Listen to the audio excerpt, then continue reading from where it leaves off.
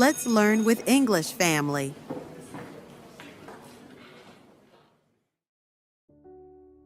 Hello again. I am Adam. Do you remember how we left the story? Me, standing at a street corner under the rain. A new book in my hand. And a fire burning in my heart.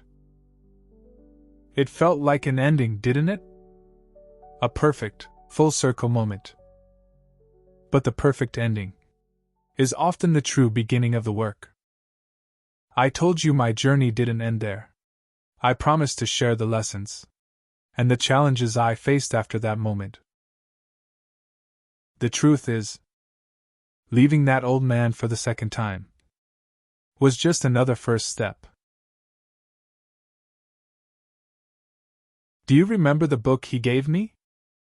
The old man handed me another book from his box.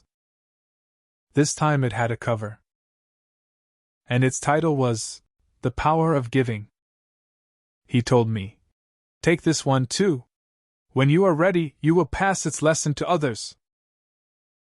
So what was in that second book? I hurried home, my mind full of expectations. I thought it would be a great plan. A map to change the world. I opened it. And it was nothing like that. It was a notebook. Empty. Just lined pages without words. I was confused. Even disappointed. I thought, is this a joke? Where's the lesson? That was my first challenge. Facing the gap between expectations and reality. I had to learn that the most important lessons are not always given to you. Sometimes, you have to create them yourself. The challenge was to be patient. To understand that the power of giving is not a theory to read, but a practice to live. And so my quiet mission began.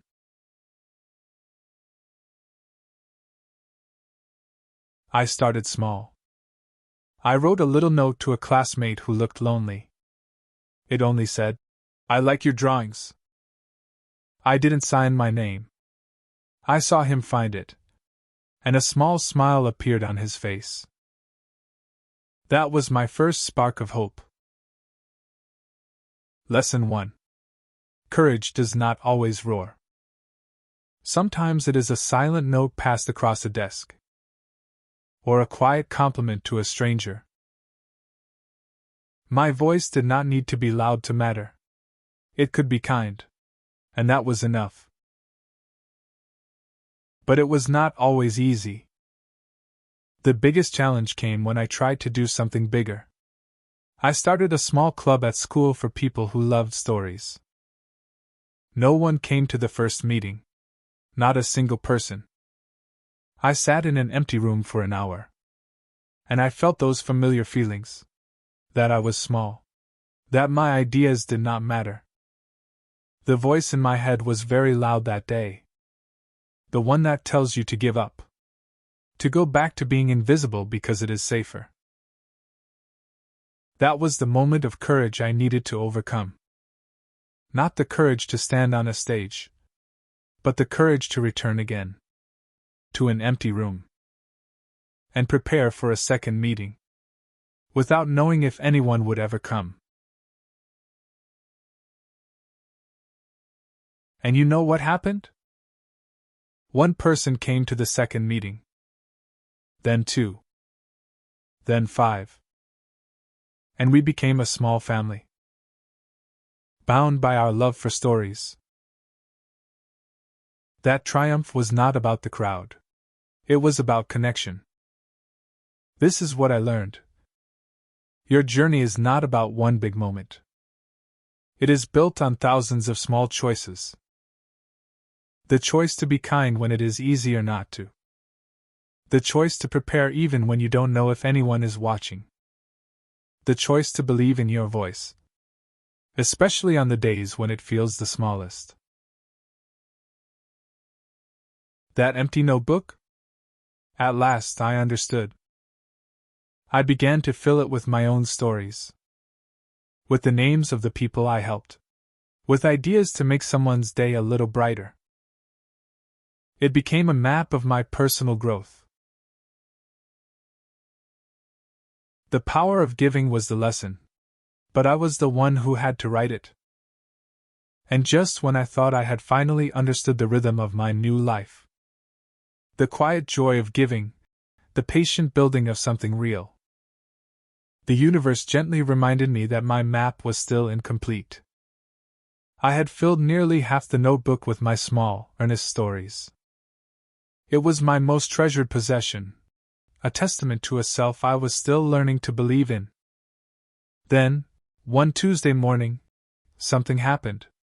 The air in my room felt different, charged with a silent, waiting energy. The notebook lay on my desk, and as I reached for it, a cold, inexplicable dread trickled down my spine. It was just a feeling, a whisper of intuition I couldn't explain. My hand hovered over the cover for a moment before I finally opened it. I flipped through the familiar pages, my own handwriting a comfort. The story of Marcus, who found the note about his drawings. The plan for the club's third meeting. A list of ideas for random acts of kindness. I turned to the next blank page, ready to write something new. But it wasn't blank. My heart didn't just skip a beat.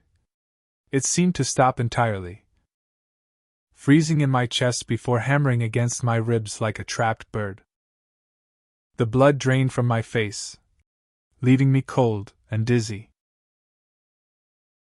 There, in the exact center of the pristine page, was a single sentence, written in a sharp, elegant script I had never seen before. A script that was decidedly not mine. The words were simple, but they shattered my world. He is proud of you, Adam. But your real test begins now. Find the woman with the sunflower pin. She is waiting, and she is running out of time. I slammed the book shut, my breath coming in ragged gasps. I was alone. The door was locked. The window was closed. How? Who could have done this? I threw the book across the room as if it had burned me. Scrambling back on my bed, my eyes wide with a primal fear. This wasn't a lesson. This wasn't a gentle nudge toward kindness. This was something else entirely. Something vast and mysterious and terrifying. The old man hadn't just given me a notebook. He had given me a connection to something I couldn't possibly understand. Was he watching me? Was this his writing? Or was it someone or something else? The message echoed in my mind. He is proud of you. Did that mean the old man? Your real test begins now. What kind of test? And the woman, running out of time? This wasn't a suggestion to be kind to a stranger. This was a directive. A plea. A mission with stakes I could feel in my bones. The fear was paralyzing. This was too big. Too real. Too dangerous for someone like me. The voice in my head screamed to close the book. To forget I ever saw it. To go back to the safe. Small world I had built. But then I looked at my hands. The same hands that had written notes and built a club. The same heart that had learned to care. This was the choice the message was forcing me to make. It was the ultimate test of everything I had learned. Did I believe in the path I was on? Did I trust it enough to follow it into the unknown, even when it terrified me? The choice was no longer about courage in a classroom. It was about courage in the face of the inexplicable. It was about believing that my voice, however small, might be the only one that could answer.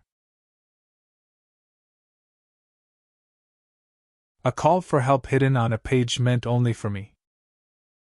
I slowly climbed off the bed and walked over to where the notebook had fallen. I picked it up, my hands trembling less now, a strange calm settling over me. I knew what I had to do. I'll tell you how I found her. I'll tell you the secret she was keeping. I'll tell you the terrifying truth about the old man and the web of lives he's connected to. And how my small story is just one thread in a much larger, more beautiful, and more dangerous tapestry. In the next episode, we're diving into the heart of the mystery. We're following the clue on that page. And we're discovering that the power of giving isn't just about kindness. Sometimes, it's about salvation.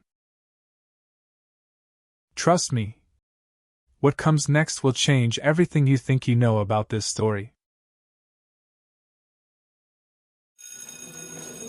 Let's learn with English family.